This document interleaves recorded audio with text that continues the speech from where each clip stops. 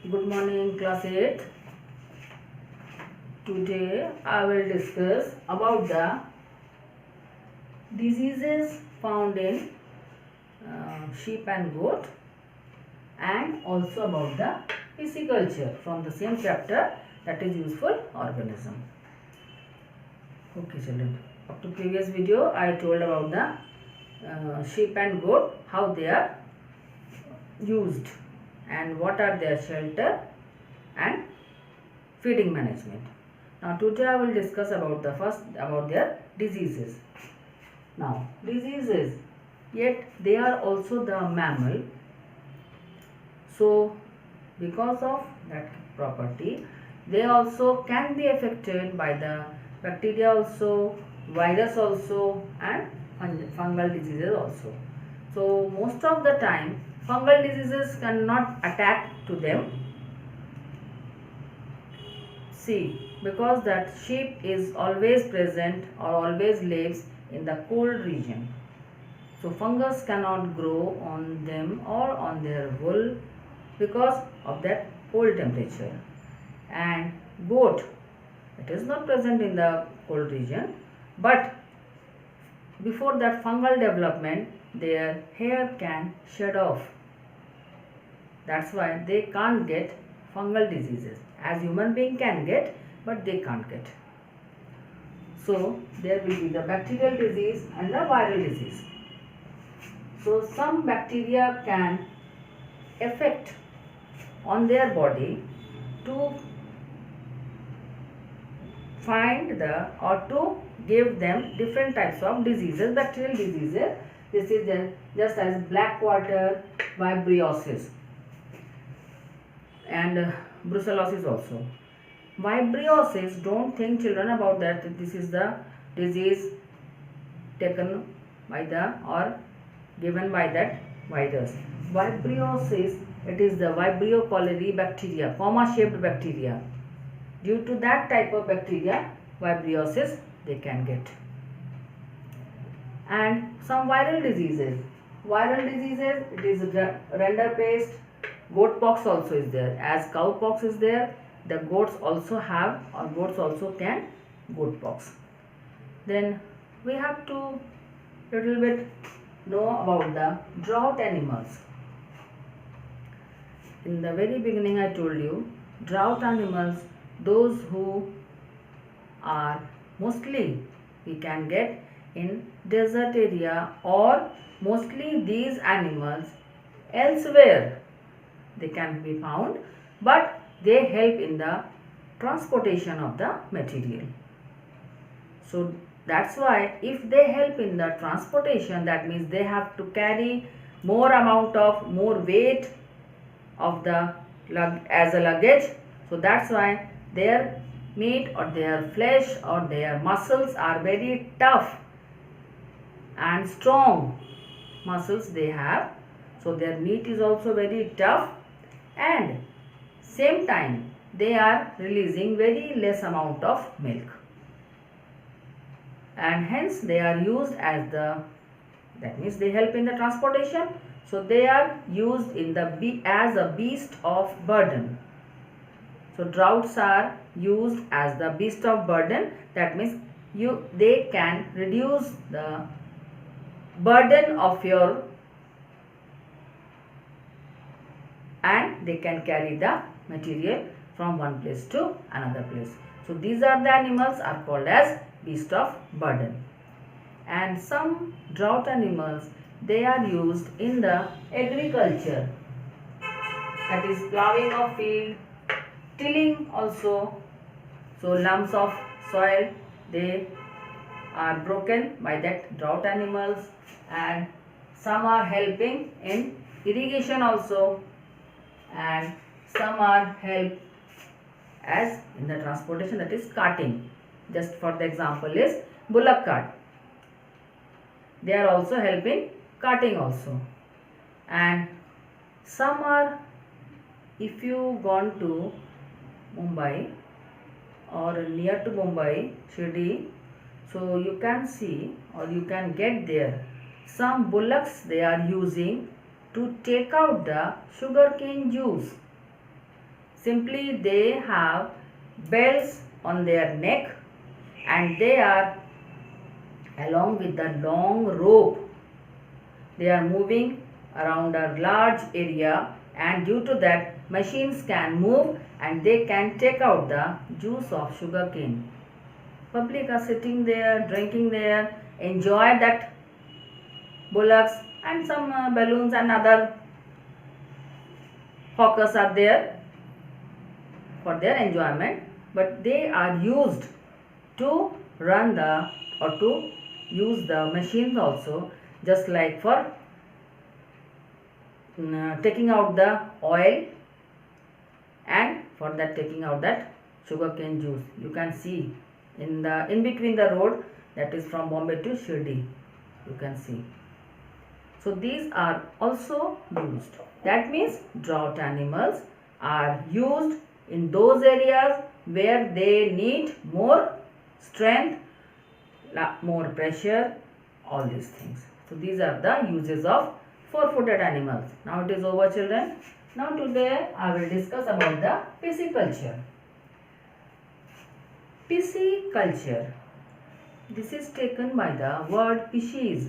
Pisces means fish. Understood? So culturing of fish is known as pisciculture in normal word.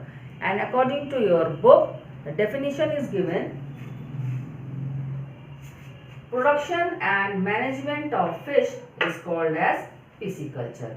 So production, it means that the people have to increase their production, that is number of fishes should be more, and management, after getting the large number of fishes, we have to manage them, how we can live them, how we can live with our how we can keep ourselves for ourselves or for our purposes. So this is the management. So management of fish is called, now production and management of fish is called as pisciculture. So pisciculture, if suppose I have one pond, so I will start the pisciculture in my pond. Or suppose near to my house there is one big river flowing through it, then we can use that river water, that is fresh water. So pisciculture may be used as in fresh water or may be used as marine. So if it is used for the fresh water, so in the fresh water there are some fisheries, that means department, fisheries department is there, which are helpful to produce and management of the fishes. The fishery department is for only to capture them and culture them. So first we have to capture them, as suppose we have to culture, suppose that rohu type of fish we have to culture. So we have to capture the small young ones of the rohu, then we have to bring it into my own area wherever I want to culture them, and we will throw them, we will keep them in that water, and we have to supply proper amount of food for them so they can eat it very easily and they can grow in size. So this is the fisheries department have to do that. First they capture and then they culture them. When they become more in grow and when they become bigger in size, then these fishes are given or sell to public and they can earn money. So this is known as the pisciculture, and this is the main aim of pisciculture. So if it is freshwater fisheries are there. So in the freshwater, rohu, karla, tirika, singhara, all these fishes are can be grown in freshwater, and they can be, they can use the food whatever they are giving in the freshwater or they are getting in the freshwater, and they grow bigger in size. These are the examples for the fisheries of freshwater. Now children, For the marine you can sorry, marine you can understand that those who are found in the sea water. So they also have to grow in the marine water. In that marine water, if the fishes are very small, so they can't tolerate the pressure of the marine water. So that type of fishes should be there in the sea water or marine water. Just for example, salmon, sardine, pomfret, tuna, hilsa.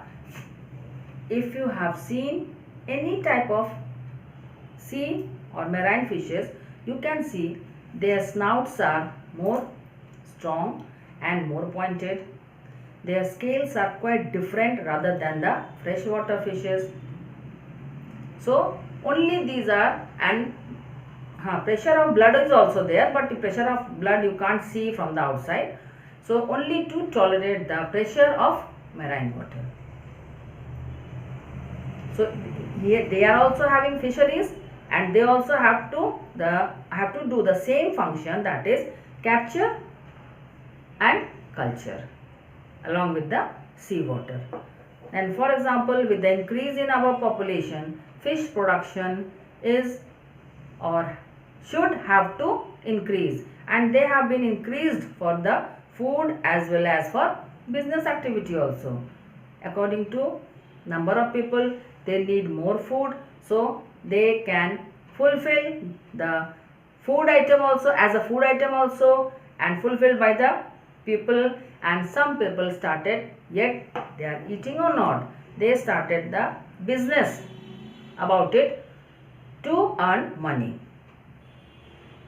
Then according to modern technology, they use both capturing and culturing of fish in marine. These are freshwater also and seawater also. Then they form an ecosystem. And fish suffer if fishes are cultured in that ecosystem. They can get the proper thing. As children, I told you about the hens or the poultry birds.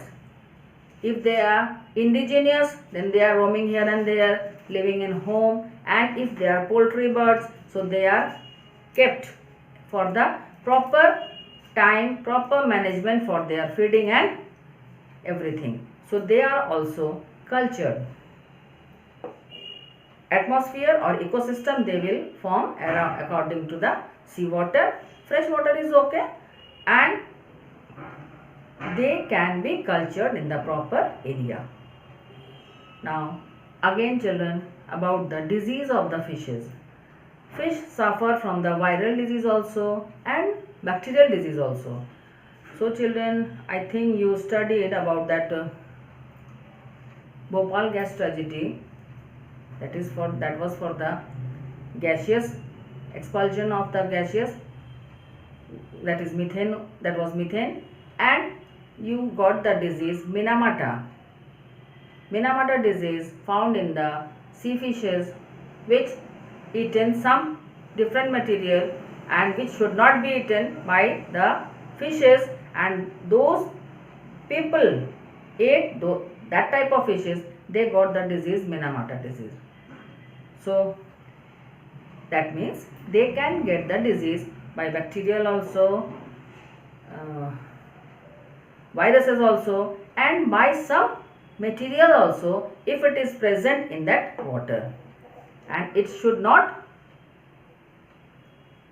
eat by them, but they can't understand or they don't know and they got it. So for example, infection, here it is written children, bacteria and virus disease. In the disease of bacteria and viral, infected pancreatic necrosis, IPN. So infectious pancreatic necrosis, IPN.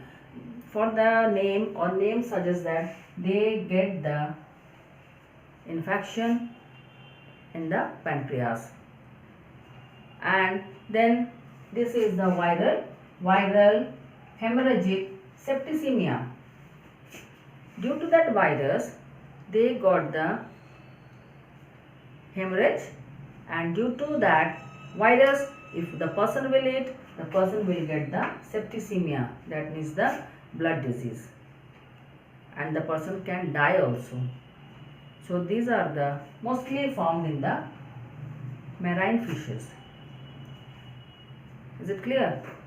Because common fishes are mostly found in the fresh water, those who are eating or eaten by most of the people, and freshwater fishes, they are not eating all these, or they cannot be attacked by the viral and bacteria because of their simple type of food and their life. Only these can occur in the marine fishes. So children, for today it is over.